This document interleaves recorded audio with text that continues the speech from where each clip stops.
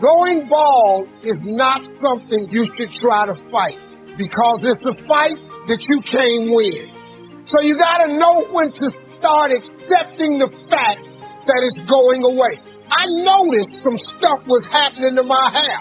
So I said, instead of fighting it, I'm going to just go on and get with it. It is impossible that offenses should not come to you.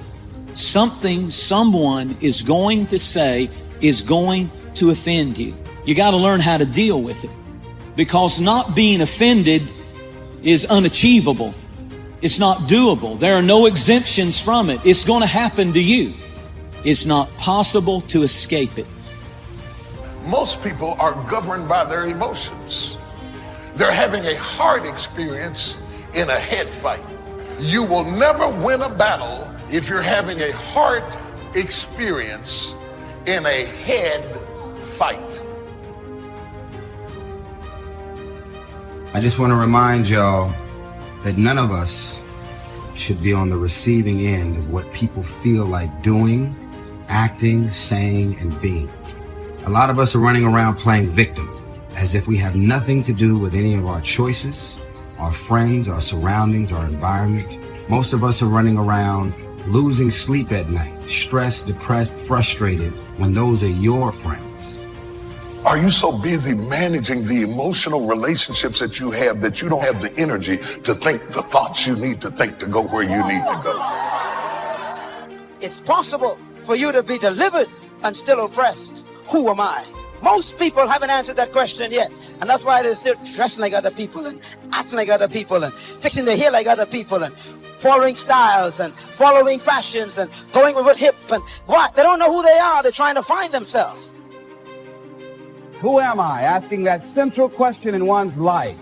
Looking at your strengths and your weaknesses. Getting some evaluation, determining what it is you want out of life. Self-approval. Approving yourself to do the things that you like to do. And going after the dreams that you like to go after.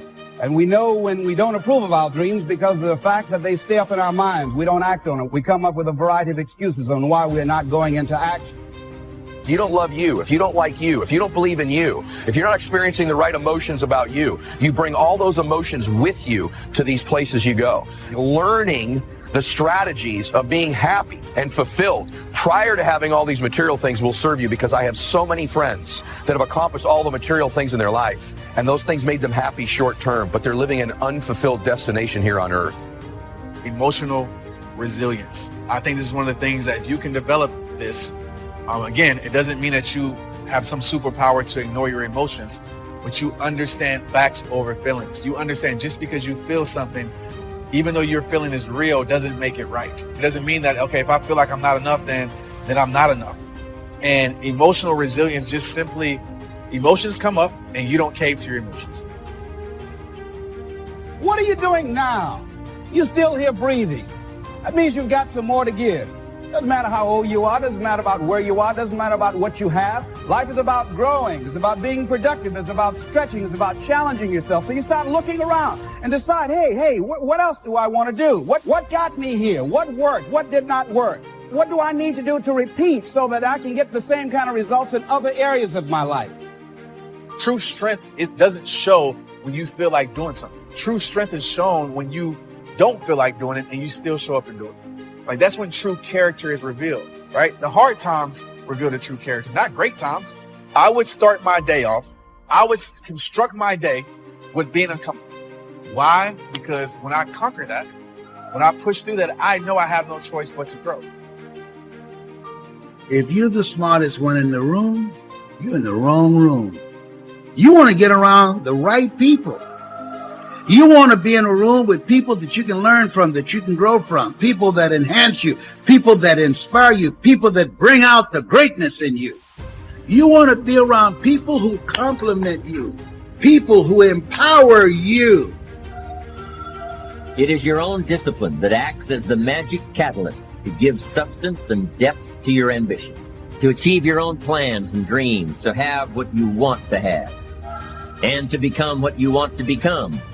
Your consistent self-discipline is the magic catalyst. Anything worthwhile in your life, you're going to have to fight for it. You're going to have to fight for it. You're not just going to wake up one morning with a six-pack. If you want good health, you want to feel better, you're going to have to fight for your health. And so there's always the battle between, is this the best use of my time, or is this just something that's okay to do? You know, when you're trying to grow yourself, when you're trying to stretch yourself, improve yourself, there's always one thing you can guarantee yourself, and that's that an obstacle is going to show up. It's going to tell you stuff like, you're not good enough. What are you thinking about? Get out of here. What I'm saying to you is that there's something else in you. There's a version of you that already has everything you want, everything you need. There's a version of you that can pick yourself up, get out there and live again. You just have to discover your override. Feelings will lead us astray. Feelings can get us into trouble. And throughout life, you're going to have plenty of opportunities to lose your temper and say things you regret.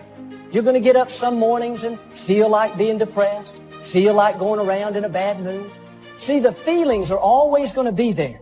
But we've got to learn how to follow wisdom and do what we know is right and not just follow our feelings around.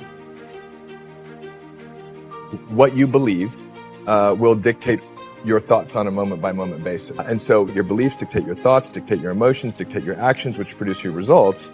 And your results, when you look at them, then just reinforce the original belief.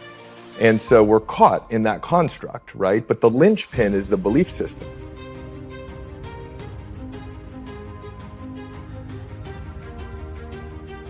So many people give up and quit because they have a dream planted by God in their heart, but then comes the nightmare. And unless you can endure hell's nightmare, you'll never experience heaven's dream for your life. Don't wait for things to deteriorate so drastically that someone else must impose discipline into your life. How could you possibly explain the fact that someone else thought more of you than you thought of yourself, when you would have been content to let success go to someone else who cared more about themselves? Your life, my life, the life of each one of us is going to serve as either a warning or an example. But the problem today is too many people are not willing to pay the price to walk in victory. They don't want to suffer. They just want to take the easy way out. The easiest thing to do is to just let our flesh have its way. But friends, there is no such thing as fast food maturity. If you want to grow up, it's going to take some hard work. It's hard to love people when they're not being nice to us. It's hard to keep a good attitude and be patient when nothing's going your way. How long are you going to react? That's the real question. Because if you keep that emotional reaction going on for an extended period of time, sooner or later it'll become your identity. And then people say, why are you so bitter? Why are you so frustrated? Why are you suffering so much? And your brain, in that emotion, you're in the emotion. And you're going to say, I'm this way because of that past experience.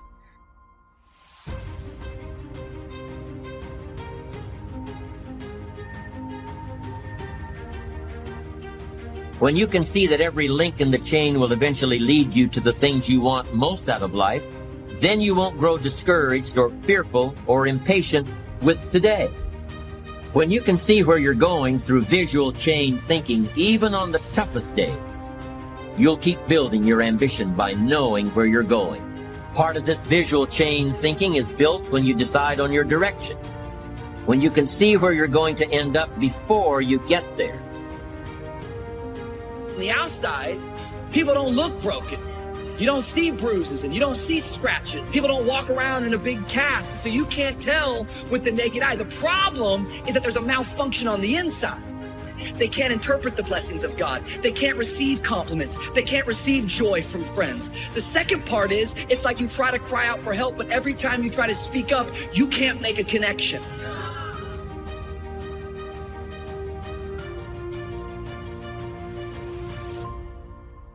Attitude. It is our attitude toward life which will determine life's attitude toward us. We shape our own lives, and the shapes of them will be determined by our attitudes. If we take the attitude that we cannot do something, we generally will not do it. An attitude of failure, and we're whipped before we start. That what we receive from life, what we accomplish or fail to accomplish, is due in large measure to our overall attitude. You don't have to settle for the life that you now have. There is more. But in order to have more, you got to be hungry because things are stacked against you. It's the reason that only 1% control the wealth of the world. But there are few people that break through. You know why? You're like me. You got to be hungry. How do you motivate yourself? One of the things that we must do is that we must be involved in working on achieving self-mastery. You must work on yourself continuously. Never be satisfied with yourself. Always know that as you invest the effort and time on you, that's the greatest ability that human beings have above animals. See, a dog can't be anything but a dog. Tree can't be anything but a tree. Human being, you've got unlimited potential. You can put effort on you, and by concentrating on you and developing you, you can transform your life wherever you are right now. So you want to work on yourself. You want to read books that inspire you and motivate you. You want to listen to tapes over and over and over again. And I suggest that you listen to tapes when you first get up in the morning. You want to control the spirit of your day. When you first wake up in the morning, your mind is operating at 10.5 wave cycles per second. That's when the subconscious mind is most impressionable. Whatever you hear in the first 20 minutes when you wake up, that will affect the spirit of your day. When you listen to tapes, listen with relaxed belief, believing that this can happen for you. And by listening to them, listen to them over and over and over again, and you will get a breakthrough. And as you continue to work on yourself, you will begin to expand your vision of yourself. You begin to work towards self-mastery. And you will begin to see it reflect itself in all the dimensions of your life, your mental life, your physical life, your social life, in your relationships, your monetary life. So concentrate on developing yourself. Because if you don't, I guarantee you that you will make a settlement. And most people have. In addition to working on yourself, and as you work on yourself, you feel good about yourself. And as you feel better about yourself, you treat yourself differently. Develop a health plan. See, you can't feel well and do well if you don't have good health. You can't perform if you don't have your health. Your health is valuable. Develop a health plan. A plan that you will follow, because this is the only vehicle that you have to carry you through this experience called life. And you want to take good care of it because you love you enough. You care enough about you. And that's not easy. It is not easy having a health plan and sticking to it. But you're worth it doing it again and again and again. I have lost 22 pounds several times. Next thing is, as you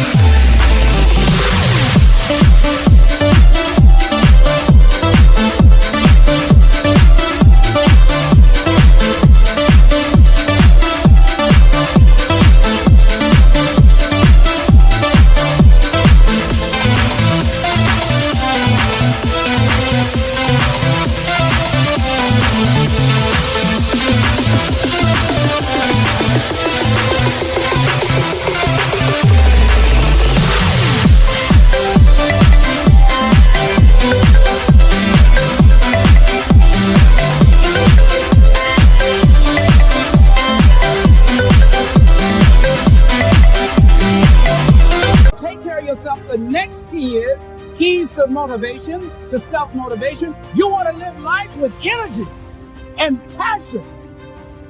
You want to make a conscious effort to be lively. See, in life, you either say hello or goodbye. You either on the way or in the way. Leave dead people alone. You want to smile. You want to be happy. You got a lot to be thankful for. But you watch some of the faces around you every day. And I tell you, Some of these faces, they will put you in a depressed state of mind. So you want to avoid these kind of faces. The next thing that is a key to self-motivation is that you've got to ask yourself, what do I want out of life? What do you want out of life? What do you want out of a job? What do you want out of a career? What do you want out of a relationship? What do you want? What gives you your life? How will you know when you got it? What will make you happy? You need to know. You need to start asking yourself some questions. What do I really, really, truly want? You need to be exact about that. Don't be vague. Oh, I just want to be happy. That's too vague. What will make you happy? How will you know when you got it? Zero in on it. Be exact. Be specific. And as you do that, that will stimulate that superconscious mind or the reticular activating system of your mind that will begin to find those things, to identify with it. And once you begin to determine that which you want, take the time to write it down. Don't just think about it. Write it down. That is a subjective process that engages the subconscious mind. Write it down. Once you write it down, read it 3 times a day, morning, noon, and night. Why is that important? Because what it will do, it will cause you to focus. It will cause you to concentrate. When that other conversation is going on telling you what you cannot do, telling you all of the impossibilities and all of the obstacles, your concentrating will begin to create a larger vision within yourself, and you start looking for and seeing some new opportunities. You start creating some openings for yourself.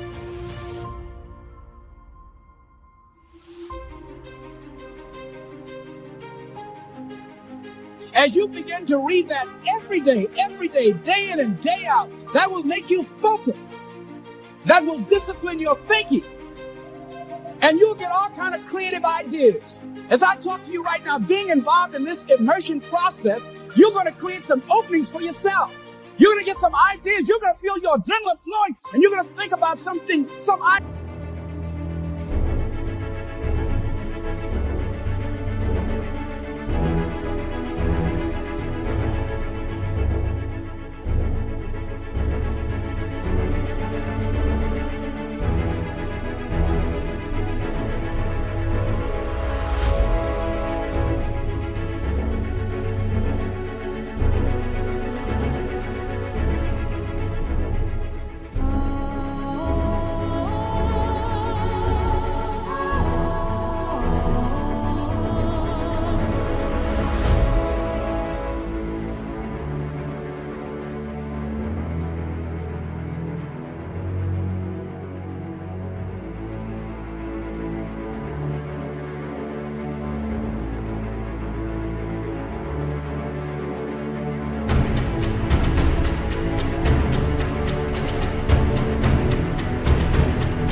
You say, I want to go back and I'm going to look at that again from a different vantage point, not from the level of the problem or the obstacles that I encountered, but from a higher vantage point. Because what you will begin to see and to know as I talk to the higher consciousness within you, that you are powerful, that you are a miracle worker.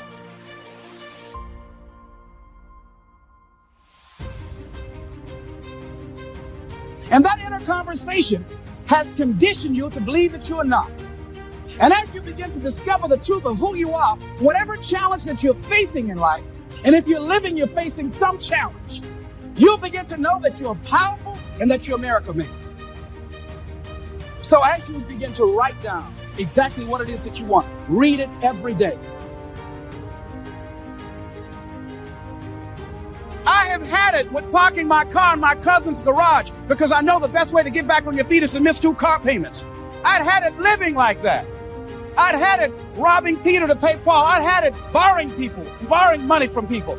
I'd had it living like a cringing animal. When you don't have any money, it runs your blood pressure up. You hear me? I had poverty sucks. Make no mistake about it.